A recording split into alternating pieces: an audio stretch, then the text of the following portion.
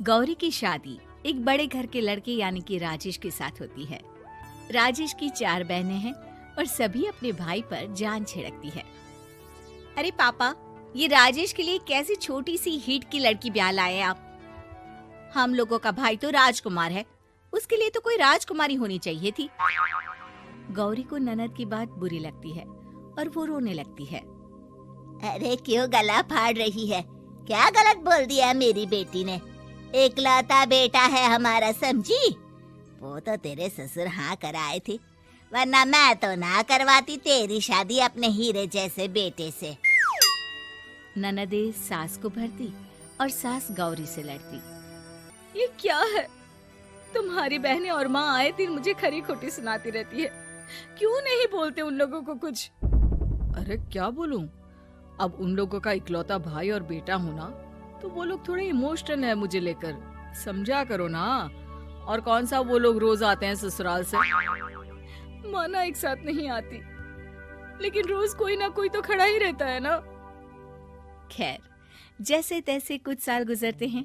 गौरी एक प्यारे से बेटी की माँ बनती है। सुनिए, हर बात पर ससुर जी से पैसा मांगना ठीक नहीं लगता। आप कोई काम क्यों नहीं करते हैं? काम तो मैंने कभी किया ही नहीं गौरी। पापा के पास इतना पैसा है कि मुझे जरूरत ही नहीं पड़ी। लेकिन कहते हैं ना, हर दिन एक सा नहीं होता। गौरी के ससुर की मृत्यु हो जाती है और घर में गरीबी छा जाती है। गौरी ननद को फोन करती है। दीदी, अब जीजा जी को बोलकर इन्हें कहीं नौकरी दिलवा दो ना। घर चलाना मुश्किल हो रहा है। माँ जी की भी तबीयत खराब रहती है। दवाई का खर्चा और मुन्ने की पढ़ाई का खर्चा काफी है। कुछ मदद मिल जाएगी दीदी। देखो गौरी, तुम तो जानती हो मेरे खुद के 3 बच्चे हैं, तो ये मत सोचना कि बात घुमा कर बोलोगी तो मैं कुछ मदद कर दूंगी। अब पति तुम्हारा है, सास तुम्हारी है, तो करना तो तुमको ही है ना। हम भी तो निभा रहे हैं।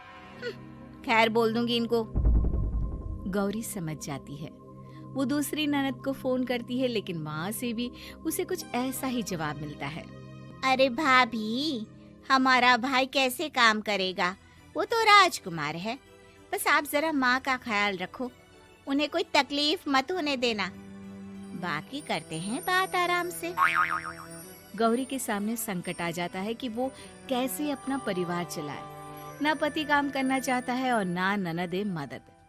फिर एक रोज गौरी की सहेली कहती है, गौरी, मैं ना एक फैक्ट्री में काम करती हूँ, तुम्हारी परेशानी समझ सकती हूँ। क्यों नहीं तुम भी मेरे साथ वहाँ काम करती? अरे लेकिन मुन्ना तो छोटा है ना।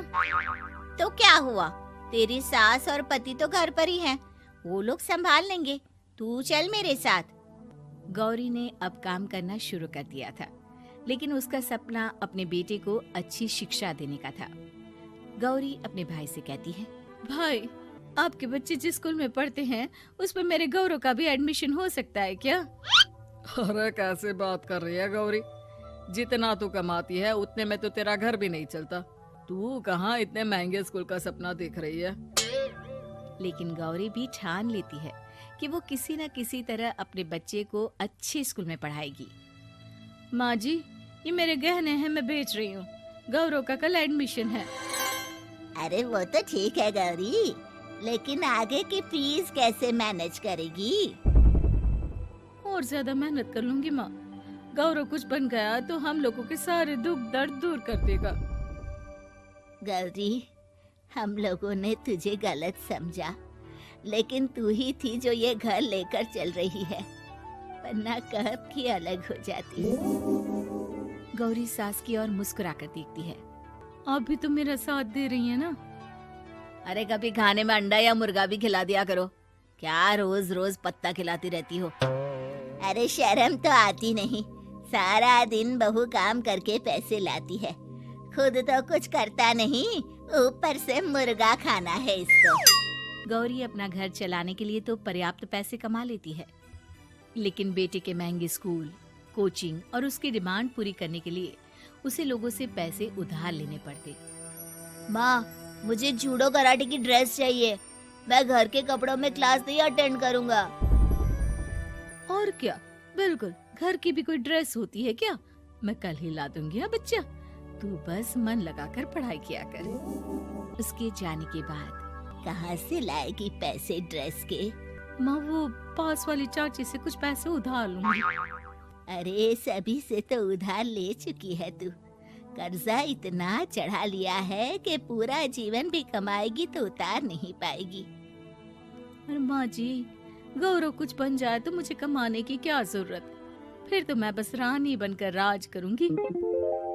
एक दिन गौरव कहता है, माँ मेरी नौकरी लग गई है, वो भी अच्छे पैसों में। अब हम लोगों के बुरे और दुख के दिन जल्दी खत्म हो जाएंगे।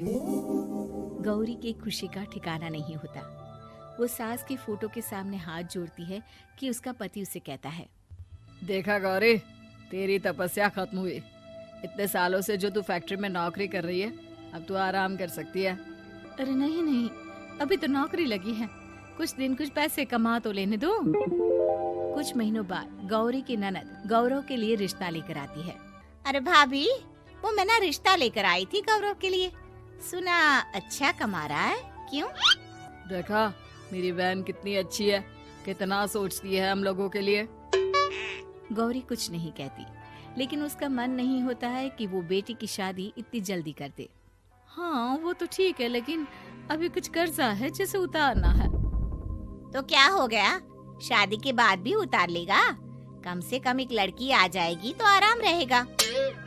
गौरी लोगों के प्रेशर में आकर बेटे की शादी कर देती है और शादी के बाद एक दिन जब अपनी फैक्ट्री में जाती है। मैनेजर साहब, कैसे इस फैक्ट्री में 22 साल काम कर लिया पता ही नहीं चला। अब तो बेटा सेटल हो चुका है, नौकरी की जरूरत नहीं है, लेकिन आप सभी का शुक्रिया। गौरी बहन, बहुत मेहनत की तुमने जीवन में, अब भगवान कोई मुश्किल ना दे। गौरी घर आती है, लेकिन दरवाजे के बाहर से ही उसे बहू और बेटे की आवाज सुनाई देती है। क्या है, तुम्हारी माँ ने तो सोचा भी नहीं कि जो कर्जा वो ले रही है खुद की अय्याशी के लिए, वो हम लोग क्यों भरे? उनका कर्जा है वो देखे। हाँ लेकिन क्या करूँ, माँ को छोड़कर रह भी तो नहीं सकता ना। अरे रह नहीं सकते तो क्या करोगी? पूरी जिंदगी उनका कर्जा चुकाते रहोगे? कल को हमारी भी फैमिली बढ़ेगी, कैसे मैनेज करेंगे? मैं नहीं जानती, साफ साफ बोल दो पैसे नहीं है फालतू के। जिसका कर्जा है वही निपटाए। गौरी बेटे बहू की बात सुनकर स्तब्ध रह जाती है और अंदर न आकर वहाँ से सीधे फैक्ट्री जाती है। मैनेजर साहब, मैं सोच रही थी कि इतनी जल्दी नौकरी नहीं छोड़नी चाहिए, जब तक हिम्मत है तो कर लेते हैं। वो मेरा इस्तीफा ना वापस कर दीजिए। ये बोलकर गौरी की आंख लाल हो जाती है। मैनेजर समझ जाता है कि गौरी की उम्मीद टूट चुकी है। वो उसके हाथ में इस्तीफा रखकर कहता है, कर्जा माँ का है तो माँ ही चुकाएगी। माँ का कर्जा आज तक क्या कोई चुका पाया है?